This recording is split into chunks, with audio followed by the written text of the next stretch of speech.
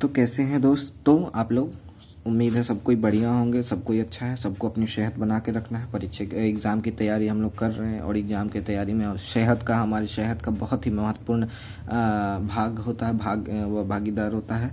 तो हम लोग को सेहत पे ध्यान देना है, पूरा अच्छे से खाना है, पीना है और अच्छे से पढ़ाई करनी है, ताकि एग्ज़ाम में हम लोग अच्छे से अच्छे मार्क्स ला सकें। और बाकी तो मेरा साथ तो बना हुआ है, किसी तरह की क्वेश्चन क्वेरी हो तो आप पूछ सकते हैं बेझिझक। तो अब हम लोगों ने पिछले वीडियो में बात किया था परिवहन के बारे में, कि पौधों में परिवहन और पौधों में समन्वय के बारे में बात किया था। अब हम लोग बात करेंगे कि जंतुओं में, पहले तो हमारी जो दूसरा चैप्टर था कंट्रोल एंड कोऑर्डिनेशन, नियंत्रण एवं समन्वय, जिसके अंदर का पहला जो टॉपिक था तंत्रिका तंत्र, उसको पढ़ेंगे। तो उसी को एक नियंत्रण एवं समन्वय का जो नियंत्रण भाग है वही है एक तरह से। तो नियंत्रण को पहले हम लोग समझेंगे क्या है, कैसे है, सब कुछ उसके बारे में पढ़ेंगे। फिर हम लोग आगे बढ़ेंगे, फिर देखेंगे जंतुओं में समन्वय कैसे होता है। तो ठीक है, चलिए शुरुआत करते हैं आज के वीडियो को। तो ये हमारा आज का टॉपिक है, जिसमें हम लोग सब कुछ देखेंगे। बहुत कुछ है आज, बहुत ज़्यादा है पढ़ने को, लेकिन मैं कोशिश करूँगा उसको ईजी से ईजी आपको समझाने की। ठीक है, मैंने कोशिश किया है यहाँ डायग्राम के थ्रू ही सारे को समझाने का, क्योंकि होता क्या है कि अगर अच्छे से आपको डायग्राम हम नहीं दें तो आप लोगों में प्रॉब्लम, आप लोग क्या, किसी भी बायोलॉजी के स्टूडेंट को, कि अगर हम डायग्राम नहीं पता होगा कि हम कैसे, तो इमेजिन नहीं कर सकते। अगर मैं कह दूं कि एक न्यूरॉन होता है जिसमें एक ऐसी संरचना होती है, उससे एक लंबा निकल, तो हम लोग नहीं इमेजिन कर पाएंगे। अगर आप लोग को बना हुआ मिल गया ऐसे, ये संरचना है, इसमें ऐसे ऐसे होता है, तो आप लोग को बहुत अच्छे से समझ में आएगा। तो मैं समझ सकता हूँ, क्योंकि मैं भी स्टूडेंट हुआ करता था। स्टूडेंट तो अभी भी हूँ, मतलब कि स्टूडेंट आप लोग जैसा 10th का स्टूडेंट हुआ करता था, जिस समय मेरे लिए भी बायोलॉजी बिल्कुल नया था, टफ सब्जेक्ट था। सब कहते थे हार्ड है, लेकिन अब यह बहुत ईजी है मेरे लिए, बहुत कुछ जानना है। तो शुरुआत करते हैं। इसमें हम सबसे पहले देखेंगे न्यूरॉन की संरचना के बारे में। एक मैंने शायद मैं कंफर्म नहीं हूँ, शायद क्वेश्चन पूछा भी जा चुका है। न्यूरॉन का एक नामांकित चित्र बनाए, जिसमें फिर उसके डिफरेंट पार्ट का के बारे में नामांकित चित्र में सब कुछ करना रहता है। फिर सूचना कैसे वहन होता है, सूचना कैसे कैसे निकलती है, जाती है, इसके बारे में भी पढ़ना होता है। तो ठीक है, हम लोग शुरुआत करते हैं कि न्यूरॉन की संरचना के बारे में। तो ये एक न्यूरॉन है, ये जो है पूरा एक न्यूरॉन है। इसको मैंने जानकारी के लिए मैं पढ़ाऊंगा, इसलिए मैंने बना दिया है। लेकिन होता ऐसा ही है, एक न्यूरॉन होता है, फिर उसके पीछे दूसरा न्यूरॉन होता है, फिर इसके आगे एक न्यूरॉन होगा। तो ये पूरा एक जाल होता है न्यूरॉन का, ठीक है, जिससे सूचनाएं आती जाती है। सूचनाओं की जो दिशा होती है वो हमारे कोशिका का है, जो हमारी ये एक्सॉन पार्ट है, ठीक है। ये कोशिका का है, इसको कहते हैं सेल बॉडी। कोशिका द्रव्य है, इसके अंदर सेल बॉडी के अंदर कोशिका साइटोप्लाज्म है, ठीक है। और ये एक न्यूक्लियस है, केंद्रक जिसको कहते हैं, केंद्रक। और ये जो निकला रहता है उसको इंग्लिश में डेंड्राइट कहते हैं, इसको ध्रुमिका कहते हैं, ठीक है। तो होता क्या, अब इन्फॉर्मेशन जो होता है, ये हम लोगों ने देख लिया न्यूरॉन। और हाँ, एक ये जो होता है, ये अंतिम भाग, ये सिनेप्स कहते हैं इसको, ठीक है। साइनेप्स इंग्लिश में, सिनेप्स हिंदी में। तो ये जो होता है, अब होता है क्या है कि इन्फॉर्मेशन की दिशा कैसे कैसे होती है। तो हम लोगों ने जान लिया न्यूरॉन की कैसी बनावट है, क्या क्या है। इसको माइलिन शीथ कहते हैं, यहाँ पे मैंने लिखना भूल गया हूँ। ये जो पार्ट है, ये इसको कहते हैं माइलिन शीथ। इसको आप लोग लिख ले, ठीक है, आपने लिख लिया माइलिन शीथ। तो ये होगी संरचना के बारे में हम लोगों ने सारी चीज़। अब सूचनाएं कैसे कैसे जाती है, होता क्या है कि जैसे ये साइनेप्स यहाँ पे है, साइनेप्स यहाँ भी, इसके आगे भी मान के चलते अगर एक न्यूरॉन है, तो सूचनाएं न्यूरॉन से एक एक्सॉन से आती है, ऐसे हिंदी में रुक जाइए, सूचनाएं जो है वो हमारे, जैसे एक दूसरा न्यूरॉन यहाँ से है, दूसरा एक न्यूरॉन, ठीक है, दूसरा न्यूरॉन यहाँ आया, उसकी जो साइनेप्स है, ये जो सिनेप्स देख रहे हैं आप लोग, सिनेप्स, उसकी सिनेप्स से सूचनाएं हमारे दूसरे न्यूरॉन, इस न्यूरॉन के ध्रुमिका से होते हुए फिर पुनः एक्सॉन से जाते हुए या फिर सिनेप्स तक जाता है, फिर उससे दूसरे न्यूरॉन में। तो ये हो जाती है सूचनाएं, ऐसे सूचनाएं जाती है। यहाँ पे मैंने मैं इसलिए फोटो में नहीं समझा सकता था अच्छे से, इसलिए मैंने यहाँ पे एक चार्ट जैसा बना दिया है कि कैसे कैसे जाता है। इसमें है कि अब जैसे सबसे पहले जो होती है ध्रुमिका जो होती है, ये ध्रुमिका जो मैंने कहा यहाँ पे ऊपर में कि द्रुमिका से पहले एक न्यूरॉन आता है, इधर से एक न्यूरॉन, उसका जो सिनेप्स है, ये वाला पार्ट है, उससे निकल के इन्फॉर्मेशन इसके द्रुमिका में ऐसे करके ये इन्फॉर्मेशन जाता है। ठीक है, ये इसके द्रुमिका में गया, फिर वहां से फिर ऐसे मूव किया, ऐसे आगे की तरफ बढ़ा, और सेल बॉडी ये जो है इसमें से होते हुए ऐसे इन्फॉर्मेशन की दिशा, मैंने यहाँ सूचनाएं ऐसे लिख भी दिया है जानबूझ के कि आप लोग को समझने में आसानी हो। इस तरह से मूव करते हुए फिर सिनेप्स तक जाती है, फिर वहाँ से दूसरे न्यूरॉन के द्रुमिका से होते हुए निकल के फिर वैसे ही एक्सॉन से होते हुए सेल बॉडी से होते हुए ऐसे एक्सॉन होते हुए फिर सिनेप्स तक जाती है। ये हो गई सूचनाओं की दिशा। अब सूचनाओं का माध्यम क्या होता है, ये बहुत अच्छा सवाल है और मैं आपको इसे बहुत इजी में समझाऊंगा। कुछ कहते हैं विद्युत आवेग के रूप में होता है, रासायनिक संकेत के रूप में होता है, तो कैसे होता है? बहुत अच्छा है ये सवाल, बहुत अच्छा होता है और समझने में आप लोग को बहुत मजा आने वाला है अभी कि इसमें होता क्या है। तो जैसे हमारे जो इन्फॉर्मेशन है, जो भी सूचना आती है, वो सिनेप्स से जब द्रुमिका में आती है, जब सिनेप्स से वो द्रुमिका में आती है, उस सब वक्त बस इतना ही दूर के लिए ये जो सूचना होती है वो रासायनिक संकेत होता है। ठीक है, क्योंकि होता क्या है, इन दोनों के बीच में जो लिक्विड होता है, लिक्विड इसमें होता है, बहुत सारी चीजें, बहुत आगे आप लोग के इसके बारे में बहुत डिटेल में पढ़ना है आप लोगों को आगे। अभी फिलहाल इतना जानना है कि सिनेप्स से दूसरे न्यूरॉन तक जाने के लिए ये जो सूचना होती है वो सिर्फ रासायनिक संकेत में होती है। अंतिम सिरा इसको कहते हैं। मैंने यहाँ पे सिनेप्स लिख दिया, इसको अंतिम सिरा भी कह सकते हैं इस पूरे पार्ट को। इसको आप अंतिम सिरा भी लिख लीजिएगा क्योंकि हो सकता है आप लोग के बुक में सिनेप्स एक टर्म दिया गया था, नाम में सिर्फ अंतिम सिरा के तौर पे इसको लिखा गया था। ठीक है, तो आप लोग इसको लिख लें अंतिम सिरा। तो अंतिम सिरा से जब दूसरे न्यूरॉन में जब जाता है इन्फॉर्मेशन, तो बस उसी वक्त रासायनिक संकेत रह जाता है, रसायन के, केमिकल के फॉर्म में। बाकी ये जो पूरा का पूरा यहाँ से जाना है ऐसे करके, ये होते हुए तंत्रिकाक्ष होते हुए जो जाता है अंतिम सिरा तक, इतना दूर तक, ये जो है इतना दूर तक इसका जो इन्फॉर्मेशन, जो सूचना जाती है, वो आवेग के फॉर्म में होता है, विद्युत आवेग। उसका भी स्ट्रक्चर उसका भी है, लेकिन उसके बारे में हम लोग को आगे पढ़ना है तो वो बताऊंगा नहीं। आप लोग को बस याद रखना है ये चीज़ कि कैसे कैसे जाता है। इसलिए मैंने यहाँ भी लिख भी दिया है कि विद्युत आवेग के रूप में जो सूचना है वो द्रुमिका, कोशिका का, तंत्रिकाक्ष, इतना दूर वो होता है, वो विद्युत आवेग के रूप में सूचना जाती है। उसके आगे जो अंतिम सिरा, वहाँ जाके ये रासायनिक संकेत सूचनाएं जो है रासायनिक संकेत के रूप में बदल जाती है। अब हम लोगों ने सूचना का भी पढ़ लिया। अब हम लोग को पढ़ना है एक प्रतिवर्ती चाप। मैंने एक बहुत अच्छा तो नहीं है, लेकिन फिर भी ठीक ठाक डायग्राम मैंने बनाया है ताकि समझने में आसानी हो, आप लोगों को किसी तरह की दिक्कत ना हो, क्योंकि बायोलॉजी में हम डायग्राम के थ्रू ही चीज़ें समझ सकते हैं, ऐसे हम लोग नहीं समझ सकते हैं, इमेजिन नहीं कर सकते हैं। तो प्रतिवर्ती चाप का क्या मतलब होता है? ठीक है, इसमें एक प्रतिवर्ती चाप एक पूरा का पूरा एक साइकिल होता है। साइकिल माने कि एक पूरा का पूरा एक कोई भी इंफॉर्मेशन यहाँ से यहाँ गया, यहाँ से यहाँ गया, फिर यहाँ से ऐसे गया, ये एक साइकिल बन गया ना, ये ऐसे एक साइकिल बन गया। उसी तरह प्रतिवर्ती चाप में भी वही चीज़ है। ठीक है, होता क्या है कि प्रतिवर्ती चाप में का मतलब क्या है, जब कभी हम किसी अपने बॉडी पार्ट होता है ना, कभी जैसे हम लोग को कोई पिन ऐसे चुभा दिया, पिन ऐसे जैसे ही चुभता है तो हम लोग अपना हाथ पीछे खींचते हैं, तो वो क्या है, वो एक पूरा का पूरा प्रतिवर्ती चाप के अंतर्गत आता है। होता क्या है, हम किसी चीज़ में उत्तेजक देते हैं, किसी तरह का स्टिमुलस दिए हम लोग बॉडी में, किसी पिन भोके, मान के चलो बाह में हम किसी अपने को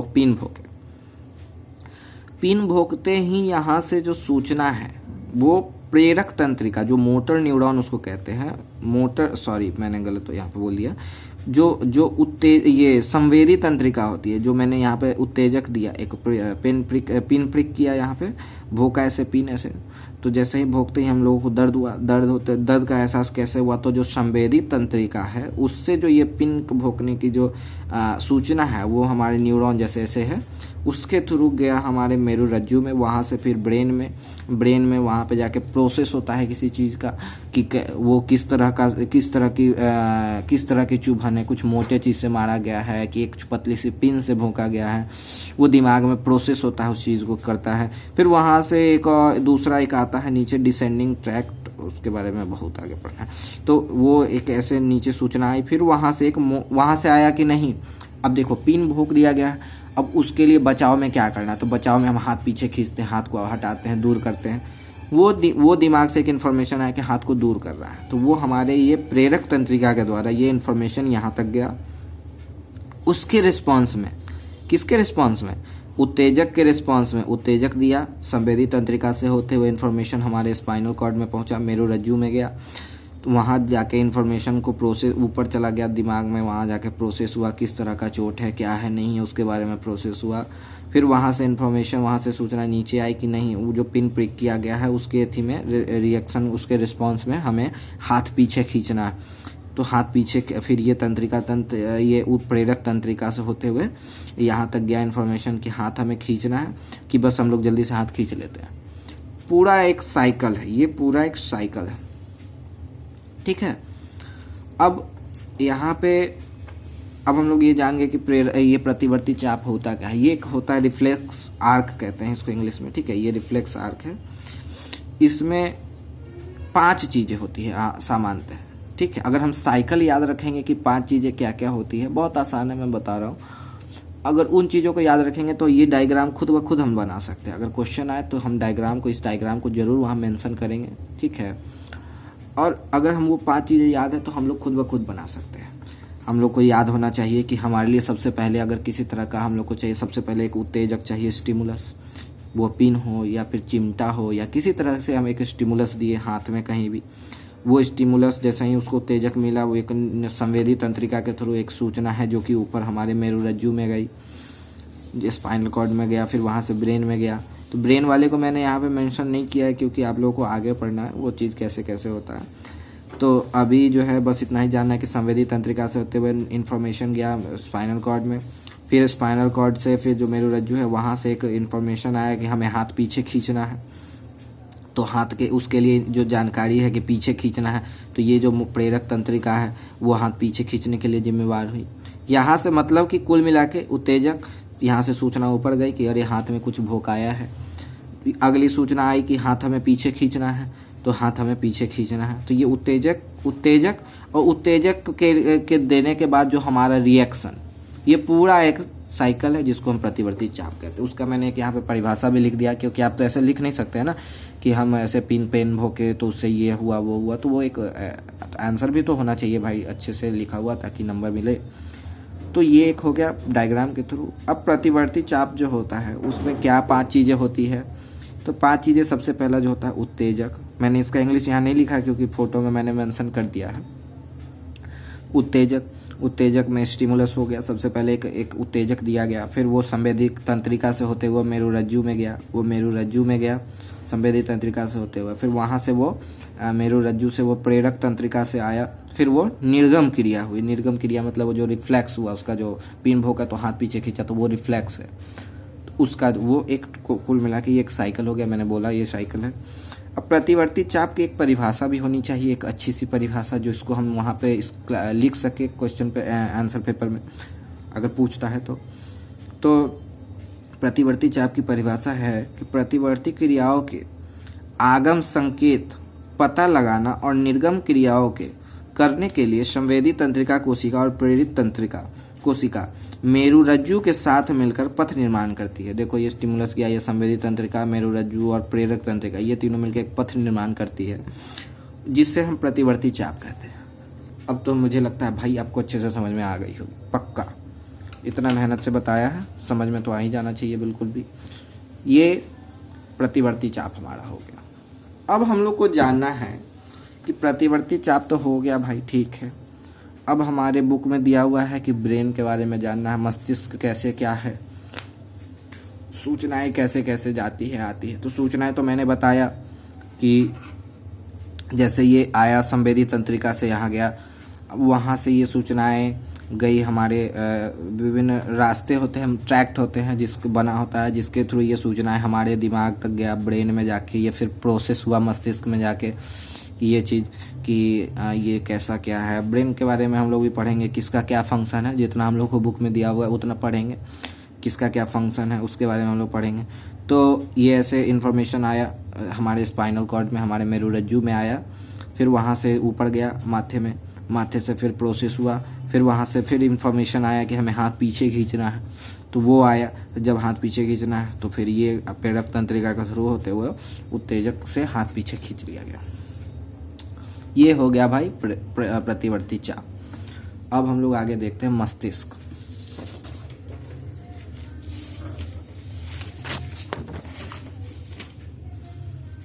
ये है हमारा मस्तिष्क, कितना सुंदर, ये हमारा मस्तिष्क कितना सुंदर बनाया गया है। इसे सुंदर तो शायद नहीं है, लेकिन फिर भी आपसे अगर पूछा जाए एग्जाम में तो आप ये फोटो दिमाग में छाप ले, प्रैक्टिस करें, बार बार बनाएं, नाम लिखें, नाम के साथ उसका कौन पार्ट का क्या नाम है उसको लिखें। सारी चीज़ें आप लोगों को आपको लिखनी ही पड़ेगी, ये आपकी मजबूरी है। अगर हमसे पूछ दे कि मस्तिष्क का एक नामांकित चित्र बनाए तो ये चित्र हम बनाएंगे, ठीक है। तो अब हम बात करेंगे कि मस्तिष्क की बनावट क्या है। कि हमारा जो मस्तिष्क होता है, अगर मान के चले कि मेरे हाथ में एक मस्तिष्क रखा हुआ है, ये मेरे हाथ, ये मस्तिष्क को मैंने रखा है अपना खुद का, मान के चलो ऐसे सर से उठा के ऐसे रख दिया हाथ में, तो मस्तिष्क मान के चलो जैसे मैं बैठा हूँ उसी हिसाब से मेरा हाथ है, उसी हिसाब से मैंने मस्तिष्क अपने हाथ में रखा हुआ। तो ये मस्तिष्क का जो अगला भाग होगा, ये अगला भाग, इसको अग्र मस्तिष्क कहेंगे। अग्र मस्तिष्क, ऊपर का भाग हो गया ये प्रा मस्तिष्क हो गया, ये आगे का भाग हो गया अग्र मस्तिष्क। मैं बता रहा हूँ, ध्यान से समझो, अच्छे से इमेजिन करके देखो, समझ में आ जाएगा।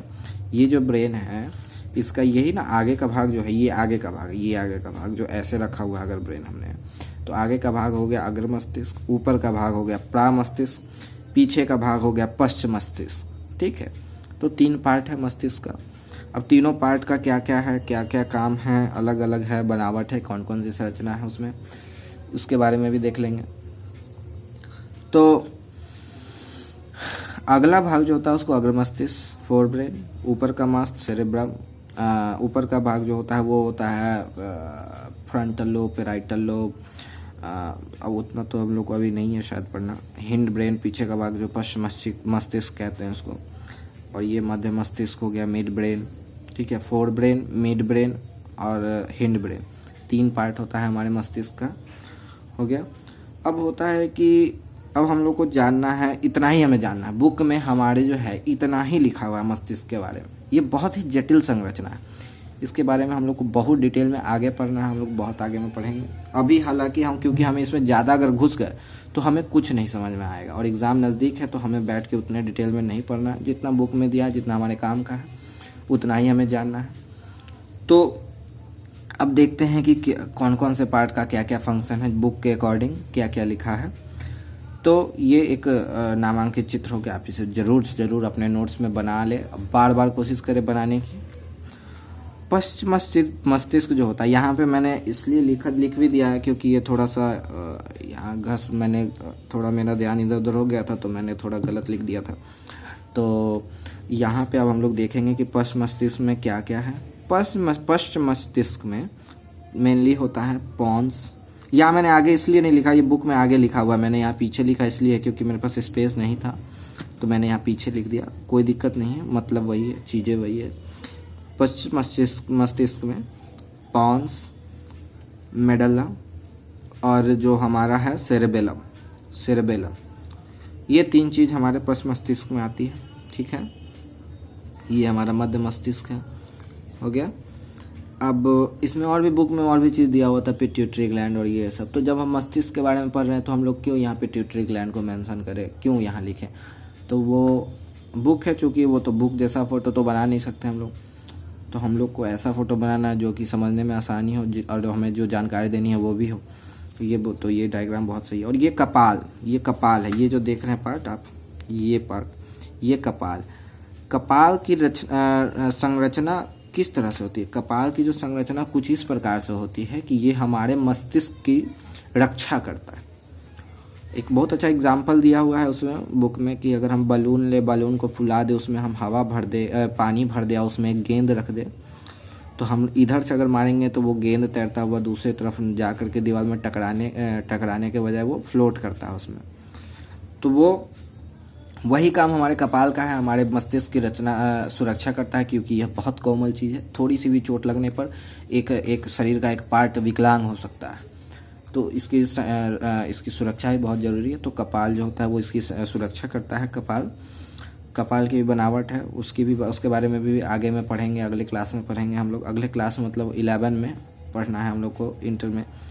तो अभी हम लोग को जानना है कि कौन से पार्ट जो है वो क्या क्या काम करते हैं। जैसे जो सुनना है काम हम लोग का, सूंघना, किसी चीज़ को सूंघ के हम लोग महसूस करते हैं अरे ये महक गंदा है, ये अच्छा है। देखना, ये जो 3 काम है, ये 3 काम हमारे अग्र मस्तिष्क का है, जो हमारे फोर ब्रेन का काम है। सुनना, सूंघना, देखना, ये 3 काम हमारे अग्र मस्तिष्क से नियंत्रित होता है। अगला जो है वो है वमन। वमन लिखा हुआ तो मैंने सोचा भाई मेरे लिए भी नहीं, नया वर्ड था ये वमन क्या है, वमन क्या। तो मैंने सोचा कि भाई अगर मेरे लिए नया है तो आप लोग के लिए तो बिल्कुल अजनबी सा वर्ड होगा। तो मैंने सोचा कि ओ अजनबी खेलने के बजाय इसे समझा जाए कि ये क्या है। तो मैंने सर्च किया इसके बारे में। तो मैंने कहा भाई वोमिटिंग लिख देते, उल्टी लिख देते, वमन लिख दिया। हालांकि हिंदी में लिखा जाए तो ये बहुत सही वर्ड है। तो वमन, रक्तचाप और लार, सलाइवा हम लोगों ने पढ़ा था पाचन तंत्र में, उसके बारे में। आप अगर नहीं पता है तो उसके बारे में देख लीजिए जाकर वीडियो में। तो इसको जो नियंत्रित करने का कार्य है वो हमारे मेडुला द्वारा होता है। ये मेडुला, या मेडुल लिखा मैंने गलती से, मेडुला, ये जो मेडुला है उसका काम है वोमिटिंग, रक्तचाप और लार, ये 3 चीज़ को कंट्रोल करना, नियंत्रित करना मेडुला का काम है। इसलिए मैंने इसको लिखा, ऑब्जेक्टिव में पूछा जा सकता है इसलिए। अब है क्या कि हमारे जो सेरेबेलम है, ये जो सेरेबेलम है इसका काम क्या है? इसका काम है कोऑर्डिनेशन करना, इसका काम है कंट्रोल करना। अब हम जैसे एक पैर पर अगर किसी को बोले खड़े होने के लिए, अगर वो खड़ा हो पा रहा है तो सिर्फ और सिर्फ इसके वजह से। अगर ये गड़बड़ रहा तो वो गिरने लगेगा। इस वजह से नहीं गिरेगा क्योंकि उसका पैर कमजोर है या फिर कुछ दिक्कत है, वो इस वजह से गिरेगा क्योंकि इसमें दिक्कत है, कोऑर्डिनेशन खत्म है, उसका कंट्रोल खत्म है। तो ऐच्छिक क्रियाओं की परिशुद्धि मतलब कि कोऑर्डिनेट प्रॉपर मैनर में परिशुद्धि तथा शरीर की संस्थिति तथा संतुलन के लिए अनुमस्तिष्क जिम्मेवार होता है। अनुमस्तिष्क यही सेरेबेलम, यह जिम्मेवार होता है।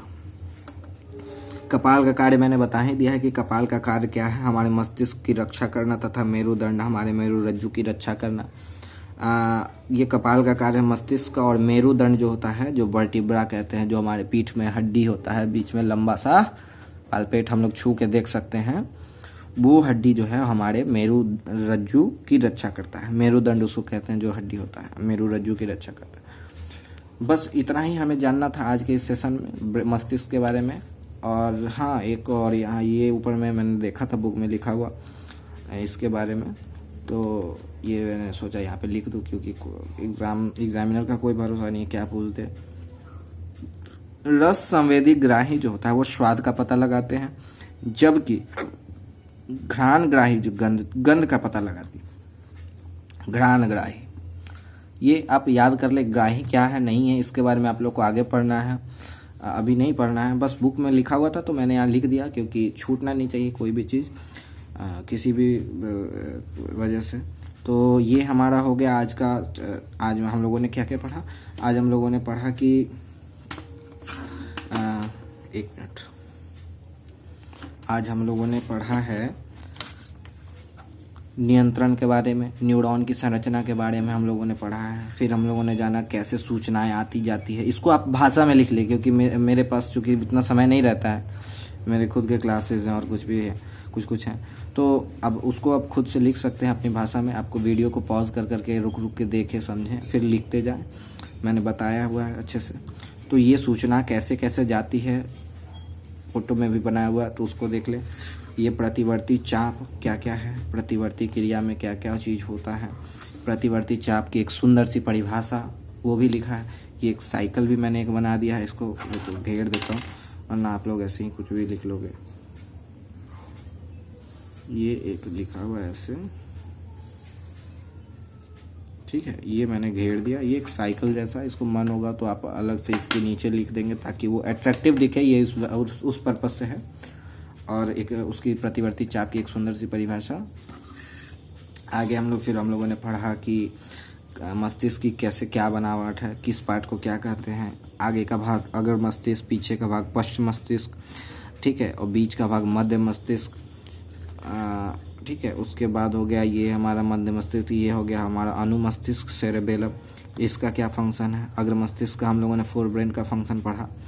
ये हिंड ब्रेन के फंक्शन के अंतर्गत ये आता है। हिंड ब्रेन मतलब कि पश्चिम मस्तिष्क का अगर हम लोग कार्य की बात करें तो उसके अंदर में हम लोगों ने पश्चिम मस्तिष्क के कार्य में हम लोग पढ़ा मेडुला का क्या फंक्शन है, ये मेडुला जो उसके अंदर में आता है। अनुमस्तिष्क का कार्य हम लोगों ने पढ़ा। फिर अब हम लोगों ने पढ़ा कि अग्र मस्तिष्क का क्या कार्य है, ठीक है। फिर हम लोगों ने और क्या पढ़ा, हाँ इतना ही हम लोगों ने पढ़ा है। और फिर जो बुक के था अकॉर्डिंग उसके अकॉर्डिंग मैं पढ़ा रहा हूँ। मैं खुद से कुछ ऐड नहीं कर सकता क्योंकि जिस चीज़ की मैं पढ़ाई कर रहा हूँ फिलहाल उसमें होगा क्या कि फिर मुझे अपने आप पे कंट्रोल नहीं रहेगा ना फिर कि मैं क्या पढ़ा रहा हूँ। मैं बढ़ते बढ़ते पढ़ाने चला गया। एक छोटी छोटी इसकी हर एक छोटी चीज़ पे बुक लिखा, एक बुक है पूरा, उतना मैं नहीं लिख सकता वहाँ, इतना पढ़ा नहीं सकता। आप लोग छोटे हैं, अभी बच्चे हैं, तो जितना बुक में था आपके उस हिसाब से सब कुछ मेंशन किया गया। आप लोग को इस चीज़ को पढ़ना होगा, समझना होगा, रटना होगा, और कोई उपाय नहीं। आपको फ़ोटो देख ले अच्छे से, ये फ़ोटो को आप बड़ा करके बनाए एग्ज़ाम में। इस छोटे को मैंने अपने लिए बनाया, ये छोटा फ़ोटो, इसको आप थोड़ा बड़ा करके बनाए, इसकी अभ्यास करें आप लोग बार बार। किसी भी डायग्राम को अच्छे से बनाए, बड़ा सा बनाए, ताकि थोड़ा स्पेस भी रहे कि भाई हाँ बड़ा सा बनाया है, समझने में आसानी हो, छोटी छोटी चीज़ों को लिखने में आसानी हो, सुंदर दिखे, तो उससे नंबर भी आएंगे।